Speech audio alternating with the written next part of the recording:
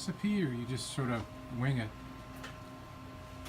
I looked up 3 or 4 different ones this morning, and I had my own recipe, but I incorporated 2 or 3 different things. And I eliminated everything really that was hard, like pan searing the bone-in chicken breasts and then letting them cool and then peeling them and then removing the skin.